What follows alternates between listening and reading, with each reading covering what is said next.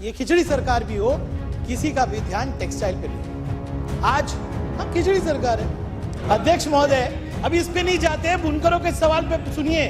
आप राजकारण मत कीजिए, बुनकरों के सवालों पे सुनिए। उन बुनकरों ने महाराष्ट्र के अंदर इस इंडस्ट्री को बढ़ाया, लेकिन आज जो ये सरकार है या कोई भी सरकार हो, बुनकरों के हित के बारे में बात नहीं करती। मेरा एक सवाल है सरकार से कि सरकार प्राइवेटाइजेशन सिर्फ भिवंडी में क्यों करती है, मालेगांव में क्यों करती है, मुमरा में क्यों करती है, नागपुर में क्यों नहीं करती? क्या ये सरकार टेक्सटाइल पॉलिसी को इसलिए डिले कर रही है कि हमारी इंडस्ट्री सूरत चले जाए? क्या ये सरकार इसीलिए बुलेट ट्रेन बना रही है कि यहां पर बैठकर व्यवसाय जो है पूरे सूरत में चले जाए? आपकी सरकार आके 1 साल हो गई, आपने टेक्सटाइल के लिए क्या किया? अगर अभी तक आपने द वॉइस को सब्सक्राइब नहीं किया है तो प्लीज अभी। NSIT एजुकेशन सेंटर में साल 2023-24 के लिए एडमिशन स्टार्ट हो गए। NSIT भिवंडी की पहली ऐसी क्लासेस है जहां स्टूडेंट्स को थ्योरी से ज़्यादा प्रैक्टिकल पढ़ाया जाता है, जिसका नतीजा ये है कि इस साल SSC और HSC रिजल्ट्स में NSIT के कुल 11 बच्चों ने टॉप किया है। NSIT क्लासेस में स्टूडेंट्स को बोर्ड की आंसर शीट पर प्रैक्टिस कराई जाती है, जिनसे उनका डर दूर हो। बच्चों की सेफ्टी के लिए CCTV कैमरास और अटेंडेंस के लिए बायोमेट्रिक इंस्टॉल है। साथ ही यहाँ कंप्यूटर कोर्सेज भी है और NSIT की कोई ब्रांच नहीं। NSIT education centre above Axis bank ATM near Asrar hotel, Dargah road, Bhiwandi. दोस्तों, विधानसभा में चल रहे मॉनसून सेशन में भिवंडी ईस्ट के आमदार रईस शेख ने एक बार फिर उठाया टेक्सटाइल का मुद्दा। रईस शेख ने बेबाकी से सरकार पर निशाना साधते हुए कहा कि किसी भी सरकार का ध्यान टेक्सटाइल इंडस्ट्री पर नहीं है, जिसकी वजह से टेक्सटाइल व्यापार सूरत शिफ्ट हो रहा है। साथ ही टेक्सटाइल लैब और टेक्सटाइल इंस्टीट्यूट पर भी आवाज उठाई। आइए सुनते हैं रईस शेख का बेबाकी भरा बयान। अध्यक्ष महोदय, आपने मुझे 293 पे अपना मत रखने का मौका दिया, इसलिए धन्यवाद। अध्यक्ष महोदय, आज 293 पे बोलते हुए सभागृह के सभी सदस्य ने एग्रीकल्चर के बारे में बात की।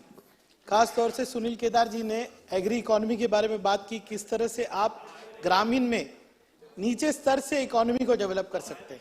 अध्यक्ष महोदय, मैं आज आपका सिर्फ 3 से 4 मिनट लूंगा, लेकिन किसानों के बाद जो सबसे बड़ी इंडस्ट्री है वो टेक्सटाइल की है, वो बुनकरों की है।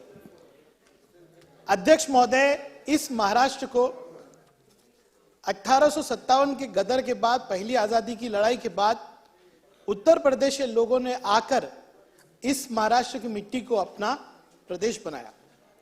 वहां से उस लड़ाई में जिन बुनकरों ने साथ दिया था, जो रेशमी रुमाल बनाया था, जो लगाकर लोग अपने आप को आइडेंटिफाई करते थे कि वो क्रांतिकारी है, वो देश के लिए लड़ते हैं, उन बुनकरों को झाड़ पे उल्टा लटका के फांसी देकर अंग्रेजों ने परेशान किया था। तब वो महाराष्ट्र आए थे। वो लोग पहले मालेगांव आए, उसके बाद भिवंडी और मदनपुरा आए। उन बुनकरों ने महाराष्ट्र के अंदर इस इंडस्ट्री को बढ़ाया। लेकिन आज जो ये सरकार है या कोई भी सरकार हो, बुनकरों के हित के बारे में बात नहीं करती। उस जमाने में देश को एक लाल रेशमी रुमाल करके तहरीक देने वाले लोग आज वो बुनकर भूखे मर रहे हैं। अध्यक्ष महोदय, मैं इस प्रस्ताव में देख रहा हूं कि प्रधानमंत्री जी अमरावती को एक टेक्सटाइल इंटीग्रेटेड पार्क दे रहे हैं, यानी कि आप जो है स्पिनिंग से लेके अपैरल बना सकते हो। लेकिन वो इलाके जैसे भिवंडी, जिसको मैनचेस्टर बोला जाता था हिंदुस्तान का, या मालेगांव या शोलापुर या इच्चलकरंजी, वहां पे सरकार का कोई ध्यान नहीं। अध्यक्ष महोदय, ये 14 साल है जब मैं टेक्सटाइल के ऊपर बोल रहा हूं, लेकिन सरकार चाहे महाविकास आघाड़ी की हो, सरकार चाहे आज ये खिचड़ी सरकार भी हो, किसी का भी ध्यान टेक्सटाइल पे नहीं है। आज हम खिचड़ी सरकार है। हाँ, चला अध्यक्ष महोदय, अभी इस पे नहीं जाते, बुनकरों के सवाल पे सुनिए। आप राजकारण मत कीजिए, बुनकरों के सवालों पे सुनिए। अध्यक्ष महोदय, टेक्सटाइल पॉलिसी ये सरकार ने अनाउंस की, लेकिन टेक्सटाइल पॉलिसी के नाम से आज हमारी सब्सिडी विड्रॉ करने का काम ये सरकार कर रही है। अध्यक्ष महोदय, आप मुझे बताइए, टेक्सटाइल पॉलिसी बनाते वक्त बुनकरों का जो एक मिनिट, त्यांची हरकत आहे केदार साहेबांची। सुनील जी बोलिए, सुनील जी बोलिए। काय हरकत है? सम्मान्य आमदार महोदय रसी जी, आप हमारे बहुत करीब के दोस्त हो, अजीज दोस्त हो आप हमारे, आप बहुत जानकारी रखते हो। आपण एक अभ्यासू त्या ठिकाणी सन्मान्य आमदार आहात आणि आपलं बोलणं प्रभावी आहे, मान्यच आहे। पण माझी आपल्याला एवढीच विनंती की आपण आपल्या भावना व्यक्त करा, पण कृपा करून महाविकास आघाडीच्या सरकारनं टेक्स्टाईलवर काही केलं नाही हे आपण जे म्हणता, माझी विनंती आपल्यालाच आहे की एक वेळ माझी विनंती आपल्याला आहे की ह्या महाविकास आघाडीचा 2.5 वर्षाच्या कार्यकाळामध्ये जवळजवळ 1.5-2 वर्षे कोरोनामध्ये गेलं. उर्वरित काळामध्ये पण त्या कोरोनाच्या काळामध्ये सुद्धाही सन्मान्य सभापती इथे बसलेले आहे. कापूस टेक्स्टाईल संबंध कापसासोबत आहे आणि त्यावेळेस कापूस खरेदीची भूमिका त्यावेळेच्या सरकारनं कोविड असतानाही स्वतःची जिम्मेदारी समजली. कमी किमतीने विकल्या जात होत्या त्यावेळेस शासनाने खरेदी शेतकऱ्याला वाचवलाय. मूठ केलं नाही असं म्हणू नका. महोदय, मुझे खुशी है सुनील केदार जी ने खुलासा किया, लेकिन सुनील केदार जी मैं आपसे वादा करता हूं जब फिर एक बार महाविकास आघाड़ी की सरकार आएगी तो आपसे हक से मांगकर टेक्सटाइल इंडस्ट्री के लिए और ज्यादा सुविधा हम लेंगे. अध्यक्ष महोदय, मेरा 2 मिनटों में मैं अपनी बात रखना चाहता हूं. टेक्सटाइल इंडस्ट्री जो है पूरी तरह से पावर के ऊपर डिपेंडेंट है और पावर के ऊपर डिपेंडेंट होने की वजह से अगर आप हमारी सब्सिडी ले लेते हो तो ये पूरी इंडस्ट्री कोलैप्स हो जाएगी.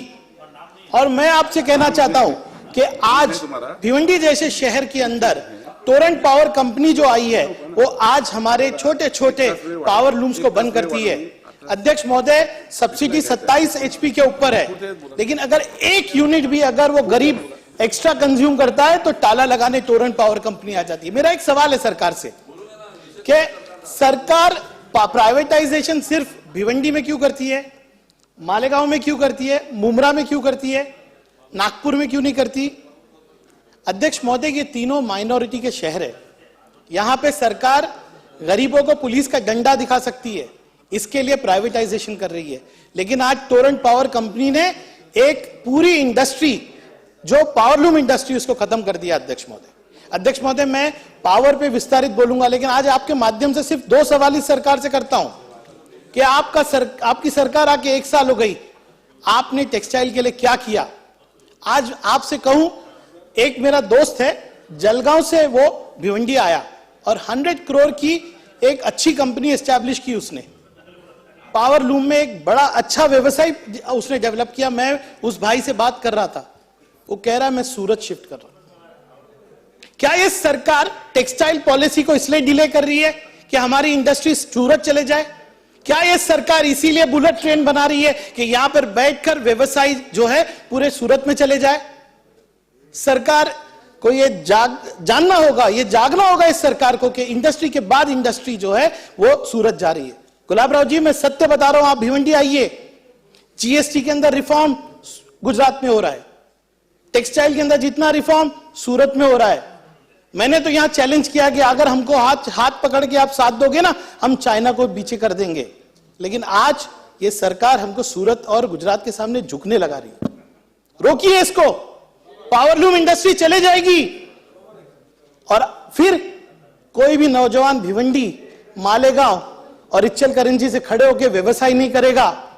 वो वहां पर जाके सूरत में दूसरों के लिए काम करेगा, मराठी मानुस वहां चले जाएगा. सर, मैं बड़े दर्द के साथ बोल रहा हूं.